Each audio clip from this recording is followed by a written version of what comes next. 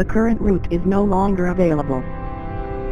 Alternate route found. It is nighttime and the parents are driving home after visiting Kaleb's grandma. It all seemingly was a good night, but the parents as usual cannot get along and fight on the way home, something that deeply affects Kaleb, who desperately tries to ignore the parents' arguments but unfortunately cannot and feels horrible each time that they argue. He tries to use his handheld gaming console, which looks like Nintendo DS, as a way of escape, but no matter what, no matter how hard he tries to immerse himself in the games, he cannot find the redemption that he seeks. That is when something bizarre, something otherworldly happens. A voice from the gaming console calls to little Kaleb, interacting with him, who realizes the game world mimics and mirrors the real world, with items he interacts with coming to reality. The game starts with the parents getting in the car and heading home. A detour in the navigation system leads them to a different route than the usual route that they used to take. The mother finds this strange, as she can swear that the construction blocking the usual way wasn't here this morning when they drove to the grandma's place. How could this entire new construction appear out of blue in one single day? The mother calls to the husband named Harold, trying to engage him in a conversation, saying how she doesn't recognize this route, but the husband for some reason doesn't seem interested and ignores the wife. This clearly upsets the wife when all of a sudden Kaleb jumps in the conversation asking for food as he is hungry. It isn't clear if he does this to stop the start of an argument or if he does this because he is genuinely hungry. Either way, the mother is upset that the husband doesn't respond, telling Kaleb to busy himself playing with the handheld while she talks to the father. Kaleb does so, opening his handheld, which is called GameKit, just not to infringe any Nintendo copyrights, where he witnesses the game that he is playing is mirroring real life. The game displays a car driving on a foresty road, going on a detour, with the area being called Carister Valley. In the game, the narrator of the game explains that the destination is to Happy Cave, a place filled with new friends and family, a place where Kaleb has no worries. But as the journey is long, the car needs to pull over to scavenge for supplies. As the car stops, the little main character, as if representing Kaleb, gets out of the car and gets into the dense and scary forest. The narrator of the game instructs Kaleb to find a camera, a tool that he will need to scare away certain unknown entities that could harm Kaleb. As he finds a camera, he gets back inside the car with the drive stretching into the dead of night. After playing the game for some time and driving the game car to collect some gas, the narrator of the game unveils something terrifying, that something horrifying is on the car, and that Kaleb needs to use the camera to scare it away. That's when Kaleb puts down the handheld and looks around, where he finds an actual humanoid monster outside the car, latching on, staring at Kaleb. In fear, he takes a picture of the demon, with the flash scaring it away. The parents seem clueless, as if Kaleb is the only person seeing the monsters. This directly shows that the game mirrors real life, and Kaleb needs to collect supplies in order to survive the real world. This might be a representation of kids' imagination, how vivid they see the world, or could it potentially mean that the handheld is haunted and the endgame events directly mirror the real life? We can only find out later on in the story. The narrator explains that the monsters do not like being seen, and Kaleb must listen carefully for the direction of their attack. So now the child protagonist must watch out for the monsters who could appear from every side. The monster has a weird look to it. It's a two-headed being with one singular body. The heads are of a female and a male, as if somehow representing the parents. After some time battling these demons, the father calls to Kaleb to turn down his handheld. This leads to the mother confronting the husband why he chooses to speak to Kaleb but not her, when he reveals the reason to why he was ignoring her. She invited Maria, the grandma, to come and live with them without even discussing this earlier with the husband. Harold feels as if he is not listened to, and the wife wouldn't even care about his opinion. This soon leads to a massive argument between the parents, who shout at each other without listening to what each person has to say. They both have a point. The wife wants to bring her mother, who has dementia, into their home without even asking the husband. The wife says her mother is sick and needs care and love. The husband, on the other hand, explains that they cannot take care of her and she should be in a care home as she has been insulting and controlling the husband, and he doesn't know if it would be safe for her or themselves in the house, especially Kaleb, as dementia is a horrible degenerative disorder. The fighting and argument continues on, becoming louder and louder when Kaleb cannot take it anymore, but he is defenseless, not able to do anything to change it. That's when all of a sudden the monster he was battling appears, with the two heads talking to each other that the parents are fighting again, revealing it as a recurring thing that keeps on happening. They feel bad for Kaleb, especially as he believes that the happy cave is real, something that they aren't so sure about. They feel as if the parents don't belong to each other, being like oil and water. The monsters clearly depict the parents, a duo who are stuck in one body, which is their marriage, attacking and hurting Kaleb. They are scared of being seen, which is the representation of the parents hating being confronted for their wrongdoings and the things that they do which hurts Kaleb, not wanting to take responsibility for their actions. And of course, the happy cave might represent something or a place where Kaleb can be happy in, away from the parents. But something to note is that the narrator said the happy cave would be having new friends and family, which could portray Kaleb as secretly wishing for a new life with new friends and parents who wouldn't argue and scream. That is why the monsters are unsure it would be a realistic thing. Either way, they let Kaleb dream and believe in what he wants. All Kaleb wants is for the fighting to stop, and the monsters whisper that good boys don't run away, yet again portraying what Kaleb feels. All this seemingly happens in Kaleb's mind, the game being a mirror to real life as a way of escapism. Kaleb has thought about running away from home to the happy cave, a new home with new parents and friends, even though it is not realistic. But it is something Kaleb thinks about all the time. Kaleb picks up his handheld again and tries to escape from his sad reality. It is now day 2 in the game world, with the narrator explaining the constant fighting made the protagonist feel trapped in the DeadSeat, the back seat of the car. But the goal made him continue on,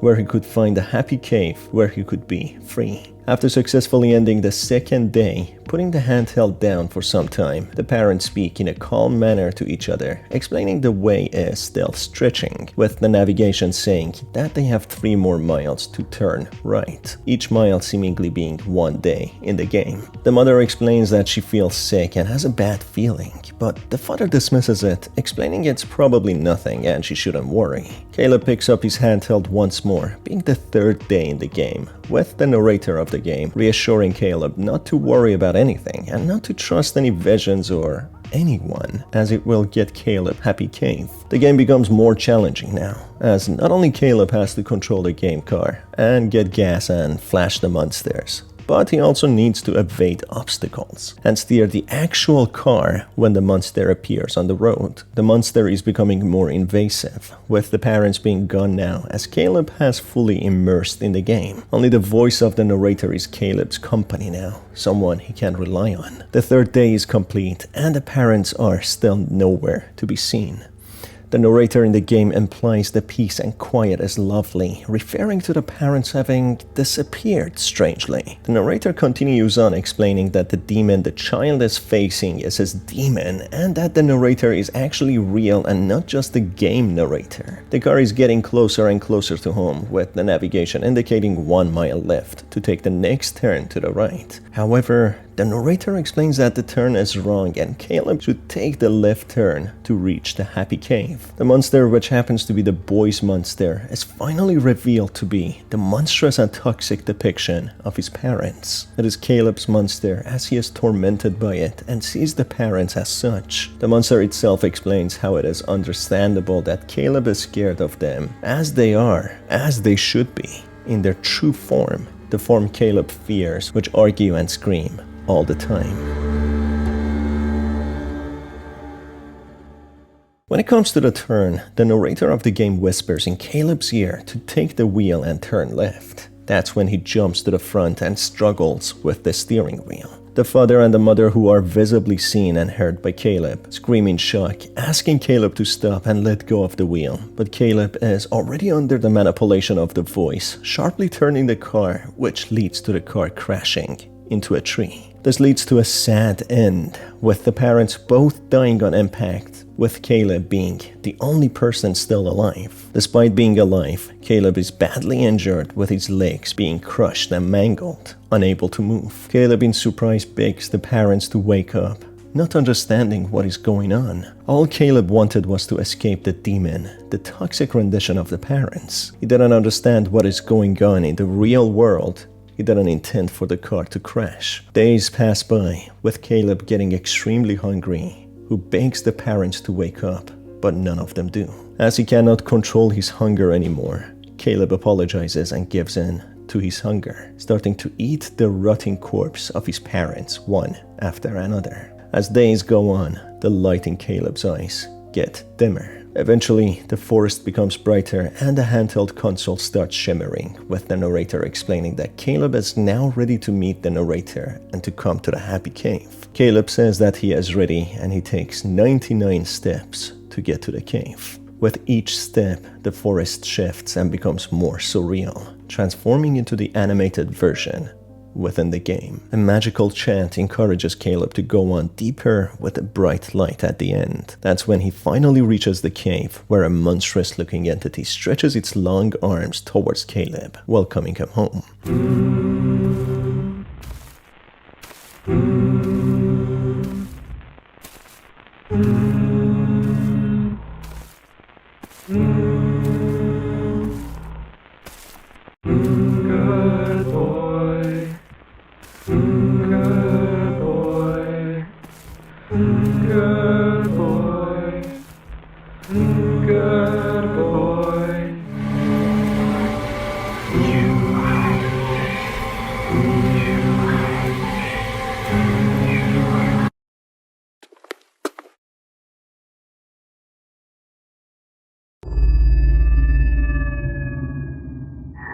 By the looks of it, the voice that was calling to Kaleb could be very real. It could be a malevolent spirit that targets hurting and suffering children, as the entity welcomes Kaleb and refers to him as a child, as if he collects the souls of children. The soul's intentions could be conflicting, and it might have a sense of duality. On one hand, the spirit sympathizes with suffering children who are in toxic families, but at the same time, it manipulated Kaleb to crash the car and kill the parents and himself in order for his soul to unite with the spirit. Maybe that is the only way the spirit could possess Kaleb and give him a happy ending, through taking his life and letting his soul be free. But that means effectively killing him and his parents, which isn't such a good thing. Through the hard mode of the game, we get another ending which unveils more of the lore. If Kaleb decides to go back to the car and challenge the demon again, the story can have an alternate ending. As he is back in the car, the spirits of the parents confront him as to why he is back, especially after killing them and eating them. It's explained that the parents aren't really there, but it is the child's guilt and subconscious hunting him, bringing back the demon and the parents just to be hunted and tormented for his actions. After completing day 1 in the game, we get a note describing the entity and who it is. The spirit lures lonely and broken children, guising itself to be their friend. It lures the children to an unknown place where he promises friends, hence calling it the Happy Cave.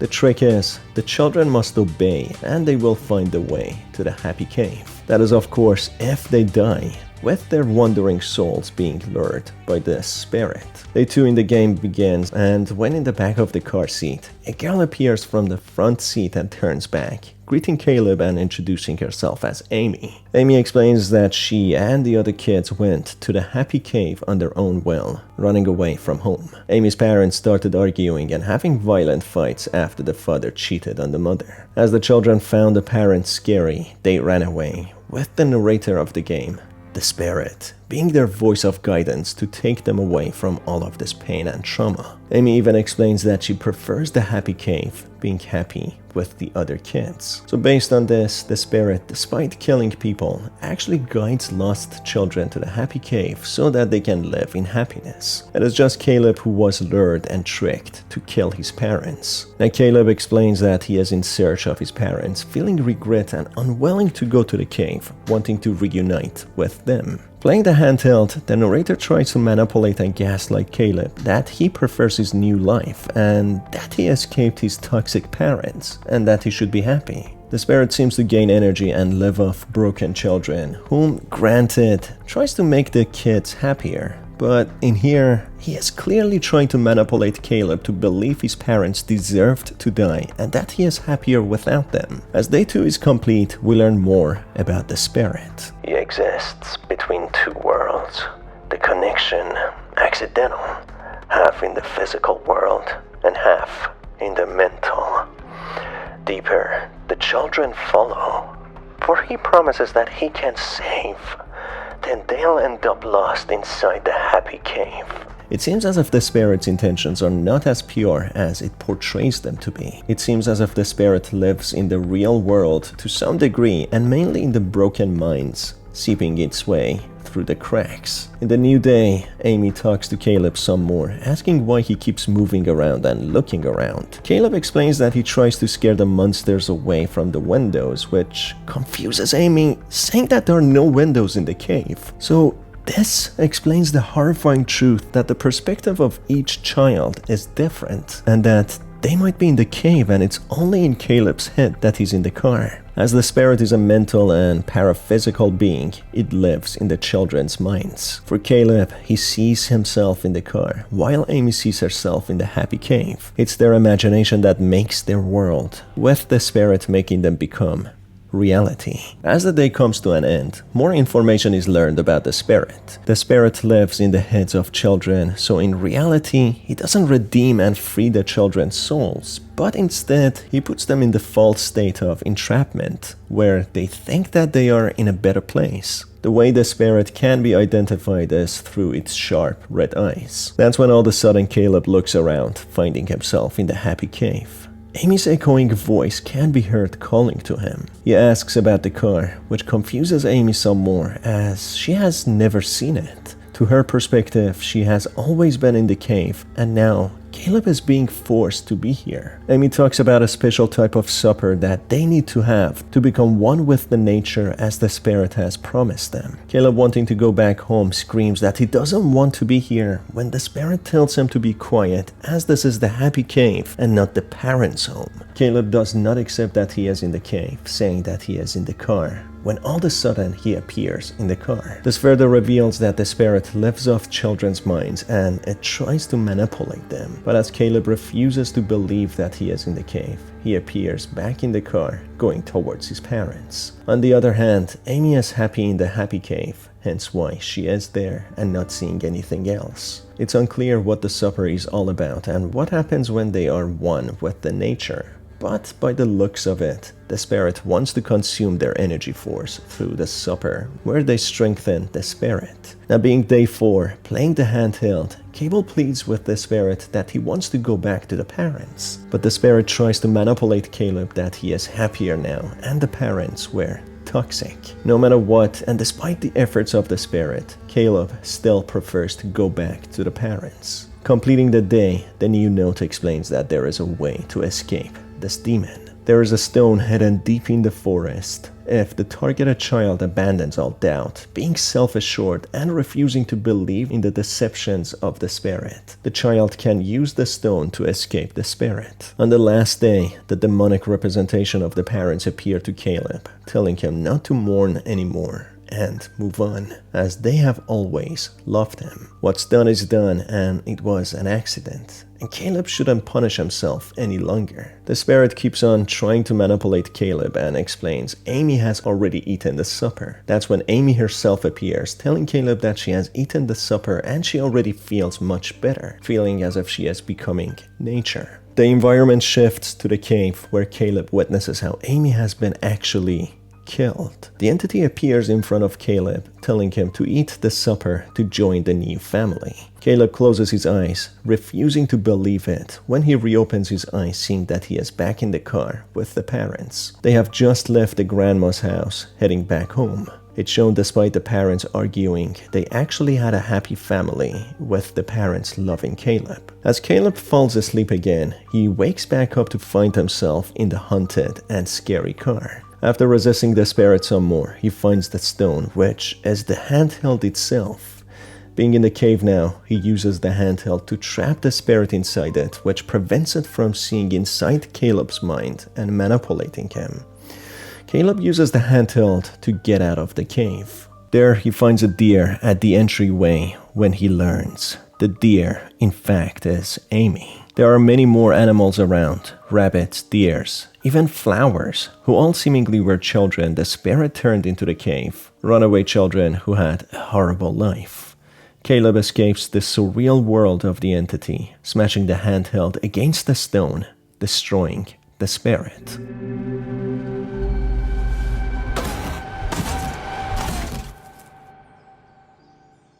That's when we see a large number of animals gathered, with hundreds and thousands of chairs being seen, with dates engraved on them. The dates seemingly represent the year each child had died and joined the spirit, going back to as long as centuries and millennia. And on that note, the story comes to an end. So by the looks of it, Kaleb had already died, with the parents long gone. This time around, instead of his soul being reborn as an animal, trapped in the territory of the spirit, his soul tries to find the parents and join them. Kaleb's mind was strong, who refused to give up and wanted to join the parents. So in a way, there was no sad ending for any of these children. All the children were happy to be transformed into the nature. They were even chanting in happiness. But for Kaleb, he preferred to join his parents, but the spirit clearly had ulterior motives for trapping the kids. And on that note, this brings us to the end of the video.